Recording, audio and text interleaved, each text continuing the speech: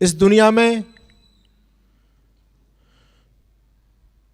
मनुष्य को श्रेष्ठ माना जाता है। कितनी सारी योनियां इस धरती पर, कितने प्रकार के प्राणी हैं, जीव जंतु कीट पतंगे, करोड़ों अरबों प्रकार की योनियां इस धरती पर हैं। उन सब योनियों में सर्वश्रेष्ठ योनि किसे माना जाता है? किसे माना जाता है? मनुष्य को माना जाता है। आप लोगों ने कभी ये चिंतन किया कि मनुष्य श्रेष्ठ क्यों है? मनुष्य को श्रेष्ठ क्यों माना जाता है? मनुष्य के पास में ऐसी कौन सी बात है जिससे मनुष्य श्रेष्ठ होता है? मनुष्य के पास ऐसी कौन सी चीज है जो उस चीज उसको अन्य पशु पक्षियों से अलग साबित कर देती है, इसलिए मनुष्य महान है? तो मनुष्य के पास में ऐसी कौन सी चीज है? कौन बेटी बताएगी मुझे? बोलो। देखो, आप लोग आईएएस बनना है तो फिर संकोच तो आपको छोड़ना पड़ेगा ना, बेझिझक होकर के बोलिए।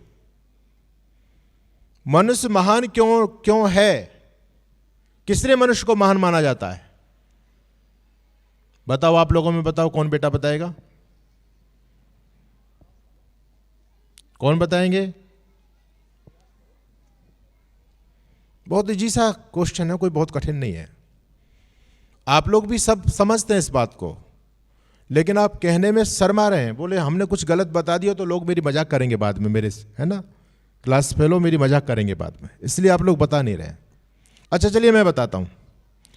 क्या मनुष्य इसलिए श्रेष्ठ है कि मनुष्य की दो आंखें होती हैं? हाँ या ना? अरे मौनी बाबा हो आप लोग? मौनी बाबा तो नहीं हो ना, तो फिर हाँ और ना में जवाब दो, है ना, कुछ मुझे भी लगे कि आपकी कुछ समझ में आ रहा है। क्या मनुष्य इसलिए श्रेष्ठ है कि मनुष्य की दो आंखें होती हैं? नहीं, आंखें तो सबकी होती हैं। क्या मनुष्य इसलिए श्रेष्ठ है कि मनुष्य की शक्ल बहुत अच्छी होती है? हमसे ज्यादा शक्ल दूसरे पशु पक्षियों की होती है अच्छी। आप कहेंगे स्वामी जी ये तो संभव नहीं है। देखो, सुंदरता का बच्चों जो मापदंड होता है ना, किसी की आंखें सुंदर होती हैं तो आदमी को सुंदर माना जाता है, किसी की नाक सुंदर होती है तो उसको बहुत सुंदर मानते हैं लोग। तो दुनिया में सबसे सुंदर आंखें किसकी होती हैं? मनुष्य की या किसी पशु की? कि कौन से उस पशु का नाम क्या है? शाबाश, बिल्कुल ठीक बता रहे हो आप। जब हम कंपैरिजन करते हैं ना, तुलना की जाती है, तो तुलना बेटे उससे की जाती है जिसके समान दूसरा कोई ना हो, उससे तुलना करते हैं। अगर कोई बहुत अच्छा गाता है, कोई बहुत अच्छा गाता है, बहुत मधुर गाता है, तो किससे तुलना करते हैं हम उसकी? कोयल से करते हैं। बिल्कुल ठीक कह रहे हो आप। यूं तो गाने वाली लता मंगेशकर भी थी, कोई ये नहीं कहता ये बिल्कुल लता मंगेशकर जैसा गाती है, ऐसा कोई नहीं बोलता।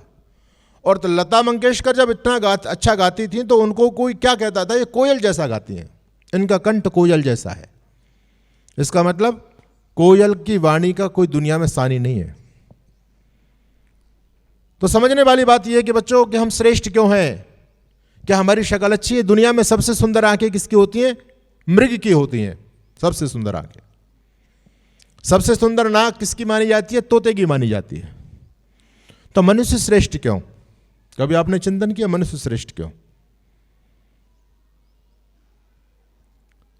अगर हम शरीर को लेकर के चलें तो शरीर से हम श्रेष्ठ नहीं है। हमारे शरीर से अच्छा उन पशु पक्षियों का शरीर है जो मरने के बाद भी काम आ जाता है। हमारा शरीर तो कुछ काम आता ही नहीं है। आता है कुछ काम? हमारे शरीर को तो मरने के बाद लोग लकड़ी में फूंक देते हैं, लेकिन पशुओं का जब शरीर मृत्यु हो जाती है पशु की, तो उसका चमड़ा भी काम आता है, उसकी हड्डियां भी काम आती हैं, उसके सींग भी काम आते हैं। पशु की हर चीज काम आती है, मनुष्य की कोई चीज काम नहीं आती। तो हम श्रेष्ठ क्यों हैं? मैंने एक विद्यालय में पूछा तो एक बेटे ने कहा कि गुरुजी हमारे पास में, मनुष्य के पास में बुद्धि होती है इसलिए मनुष्य श्रेष्ठ है। अब बात समझ में आई आपको हम श्रेष्ठ क्यों हैं? हमारे पास में बुद्धि है, ऐसा लोग कहते हैं। लेकिन मैंने उस बच्चे से कहा बेटा एक बात बताओ, यदि मनुष्य के पास में बुद्धि है इसलिए मनुष्य श्रेष्ठ है, तो इस धरती पर बुद्धिहीन कोई प्राणी है क्या जिसमें बुद्धि ना हो? ऐसा कोई पशु पक्षी ऐसा है जिसमें बुद्धि ना हो? बुद्धि तो सब में होती है। तो एक बड़ा शरारती बच्चा था, वो खड़ा हुआ, उसने कहा गुरुजी ऐसा भी एक प्राणी है धरती में जिसमें बुद्धि नहीं होती। मैंने कहा शाबाश, बताओ क्या नाम है उसका? तो उसने कहा गधा। और हम लोग भी यही समझते हैं कि जिसमें बुद्धि नहीं होती तो हम भी उसको गधे की पदवी से नवाजते हैं, बोले ये बिल्कुल गधा है, कुछ नहीं समझता है। तो हम लोगों ने ये समझ लिया है कि गधे के अंदर बुद्धि नहीं होती, ऐसा है ना। लेकिन बच्चों, गधे के अंदर भी बुद्धि होती है।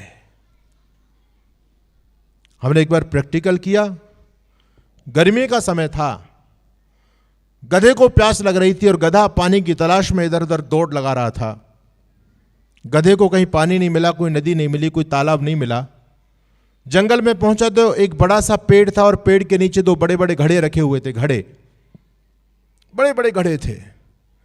गधे ने जैसे ही अपना मुंह एक घड़े में डाला तो एकदम झटके के साथ में मुंह बाहर निकाला, गर्दन बाहर निकाली। गधे के दिमाग में एकदम सन्नाटा छा गया। थोड़ी देर तक वो ऐसा खड़ा रहा, बिल्कुल जैसे इसको करंट लग गया हो। थोड़ी देर बाद उसने दूसरे घड़े में गर्दन डाली और पूरी तरह से पानी पी करके गर्दन बाहर निकाली। आप बता सकते हैं कि पहले वाले घड़े में क्या था?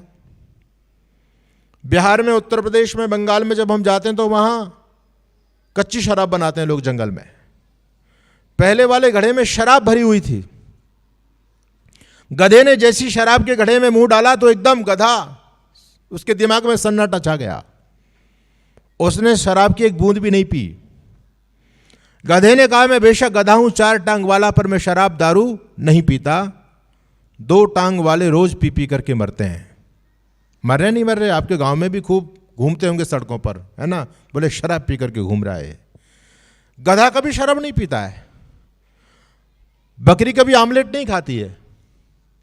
मुर्गी कभी मांस नहीं खाती है। क्यों? बुद्धि इनके पास में है। ये जानते हैं अच्छी तरह से कि हमारे शरीर के लिए कौन सी चीज अच्छी है, किस चीज को खा करके हम स्वस्थ रह सकते हैं। और यदि हम अपने शरीर के अनुकूल चीज नहीं खाएंगे, प्रतिकूल चीज खाएंगे, तो हमारा शरीर बीमार पड़ जाएगा। दुनिया में मनुष्य एक ऐसा प्राणी है जो शरीर के विपरीत चीजें खाता है, इसलिए दुनिया में सर्वाधिक बीमार मनुष्य पड़ता है, पशु पक्षी बीमार नहीं होते। अच्छा बताओ, आपके आसपास के क्षेत्र में मनुष्यों के हॉस्पिटल ज्यादा हैं या पशुओं के हॉस्पिटल ज्यादा हैं? मनुष्य के ज्यादा हैं, पशुओं के नहीं है। क्यों भाई? ज्यादा इसीलिए तो है कि मनुष्य ज्यादा बीमार पड़ता है। जितने हॉस्पिटल हैं सब में एकदम भीड़ लगी हुई है, नो बेड, बेड खाली नहीं है वहां। मनुष्य बीमार होता है इसलिए मनुष्यों के हॉस्पिटल हैं। पशु पक्षी बीमार नहीं होते। क्यों नहीं होते पशु पक्षी बीमार? क्योंकि पशु पक्षी को यह अकल है कि क्या खाना चाहिए, क्या पीना चाहिए। और मनुष्य अपनी प्रकृति के विपरीत खा पी करके बीमार पड़ता है। आज हमारा आहार भ्रष्ट होता चला जा रहा है। बिल्ली को भी अकल है कि मुझे क्या खाना चाहिए, कुत्ते को अकल है कि मुझे क्या खाना चाहिए। आप एक प्रैक्टिकल करना, 2 कटोरी लेना, एक कटोरी में दूध रखना, एक में चाय रखना और बिल्ली को लेके आना। बताओ बच्चों, बिल्ली दूध पिएगी या चाय पिएगी? स्वास्थ्य के लिए दूध अच्छा है या चाय अच्छी है? दूध अच्छा है। तो बिल्ली को अकल है या नहीं? बिल्ली को अकल है कि मुझे क्या पीना चाहिए। अच्छा, कुत्ते को लेके आओ, कुत्ते का बच्चा पिल्ला लेकर के आओ। आपके घर में कुत्ते पाले जाते हैं आजकल, तो आपके घर में जो कुत्ता पाला जाता है वो चाय पीता है या दूध पीता है? दूध पीता है। उसको भी अकल है, दूध पीना चाहिए।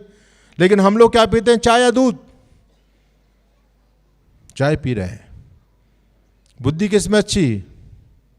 इसलिए पशु पक्षी बीमार नहीं होते, क्योंकि वो गंदी गंदी चीजें जो उनके प्रकृति के विपरीत है उसको नहीं खाते हैं।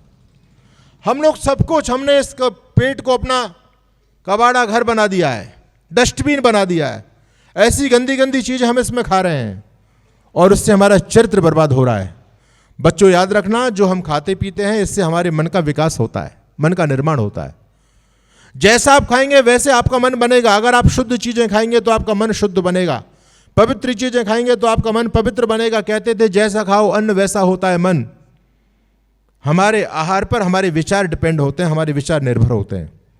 अगर हमारा आहार अच्छा है तो हमारे विचार भी अच्छे होंगे, और यदि हमारा आहार बिगड़ चुका है तो हमारे विचार निश्चित रूप से बिगड़ेंगे ही। पुराने पूर्वज लोगों को देखो, वो कितने पवित्र होते थे, कितने धर्मात्मा होते थे। वो किसी की बेईमानी का एक पैसा भी नहीं चाहा करते थे। वो गंदी संदी चीजें नहीं खाते थे। वो ईश्वर भक्त होते थे, बहुत ईमानदार होते थे, देशभक्त हुआ करते थे। हमारे देश में माँ बहन बेटियों की पूजा होती थी, उनका सम्मान किया जाता था। लेकिन आज के हालात आप बहुत अच्छी तरह से जानते हैं, पूरे अखबार भरे पड़े हैं, टेलीविजन को देखो, मोबाइल पर देखो, ऐसी खबरें आ रही हैं कि शर्म भी शर्मा जाती है। क्या हो गया मेरे देश को?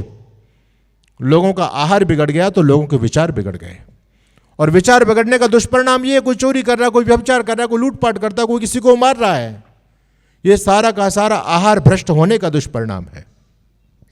इसलिए जीवन में आप कुछ करना चाहते हैं, अपने विचारों को पवित्र रखना आपके लिए बहुत आवश्यक है। और विचार पवित्र होंगे, पवित्र चीज खाने पीने से आपका आहार सात्विक होना चाहिए, पवित्र होना चाहिए। तो जीवन में ये संकल्प लेना बच्चों कि कभी भी हम अंडे नहीं खाएंगे।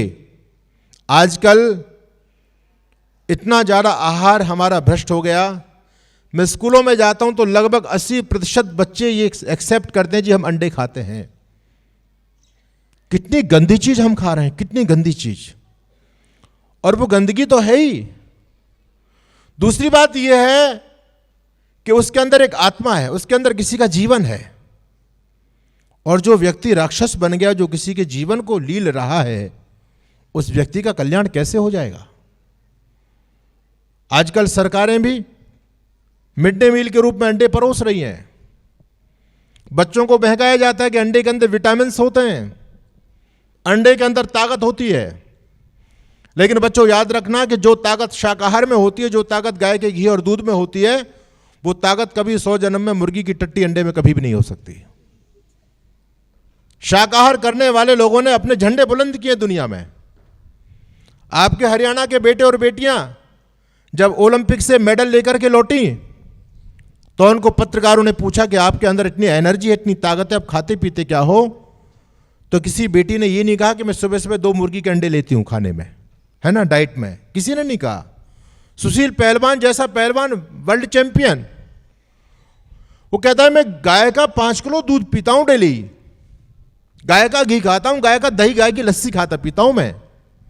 जो ताकत गाय के दूध में, गाय की लस्सी, गाय के दही में है बच्चों, वो ताकत कभी मांसाहार में हो नहीं सकती। जो ताकत शाकाहार में है, वो ताकत कभी मांसाहार में नहीं हो सकती। मैं आपको उदाहरण देता हूं। आप लोगों ने सिकंदर का नाम सुना है? सिकंदर द ग्रेट बताया जाता है, सिकंदर महान। सिकंदर दुनिया का विश्व विजेता था, ऐसा इतिहास में बताया गया हमको। कहते सिकंदर ने पूरी दुनिया को जीता। उसने दुनिया के बहुत सारे देशों को सिकंदर ने जीता था बच्चों। लेकिन जब सिकंदर इस भारत भूमि को जीतने के लिए आया तो उस समय भारत के राजा थे, उस राजा ने सिकंदर को धूल चटा दी थी। सिकंदर मांस खाने वाला व्यक्ति था, और वो भारत के राजा जिसने विश्व विजेता को धूल चटा दी, वो गाय की पूजा करने वाला था, गाय का घी दूध दही खाने पीने वाला राजा था। आप जानते हैं उस राजा का क्या नाम था जिसने सिकंदर को हराया था? वो महाराजा पौरुष। महाराजा पौरुष भारत के राजा थे उस समय, और पौरुष के साथ में सिकंदर की जंग हुई तो उस विश्व विजेता सिकंदर को उसका छठी का दूध याद दिला दिया था इस भारत की मिट्टी ने, भारत के पानी ने। तो हमारे ऋषि मुनियों का नाता शाकाहार से था। इसलिए जीवन में कभी भी गंदी गंदी चीजें आपको नहीं खानी। पहला संकल्प यह होना चाहिए।